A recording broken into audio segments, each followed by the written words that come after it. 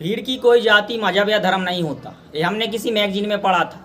तथ्यों के आधार पर देखा तो मुजफ्फरनगर और दिल्ली दंगों की कुछ तस्वीरें सामने आई।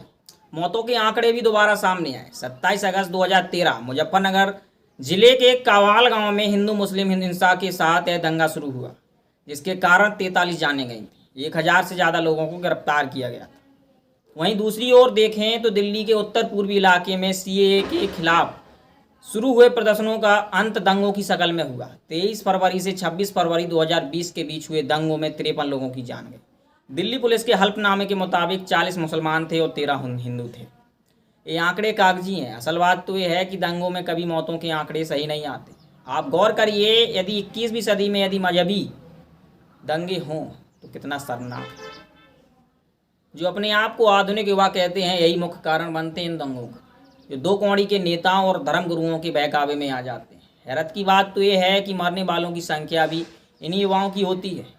जो युवा देश को बढ़ाने में एक नई दिशा देने की चाह से आगे बढ़ते हैं, फिर अचानक राजनीतिक और धार्मिक नशे में पढ़कर वो नीचता का भागीदार बन जाते हैं। बंगाल देखें तो पश्चिम बंगाल के विधानसभा चुनाव के नतीजों के बाद ही सियासी हिंसा ने एक बार फिर जोर पकड़ लिया।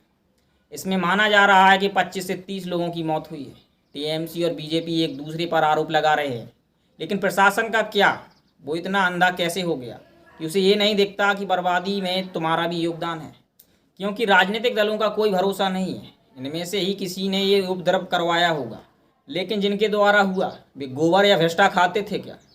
जो ये भूल जाते हैं कि तुम इंसान हो। यदि जानवर समझते हैं अपने आप को तो जंगलों में जाएं। गृह मंत्रालय को इस पर कड़ी कार्रवाई करनी चाहिए। दोषियों के लिए दंड इस हद तक हो कि उनकी 7 पुश्तें ना सोचें कि हमें कोई उपद्रव करना है। आप क्या सोचते हैं इन दंगों के बारे में? अपनी राय कमेंट बॉक्स में जरूर दें। धन्यवाद।